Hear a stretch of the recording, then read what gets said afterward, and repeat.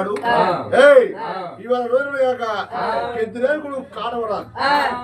అలనాడు కనుక వనముల ఉండి కాంట మీద పండగ చేసి ఎద్దురే కాంట మీద పండగ చేసి ఆవుల పాలు పోసి ఆవుల నెయ్యి పోసి కాండామేశ్వరుడు మెచ్చుడు ఎట్లా మెచ్చుడు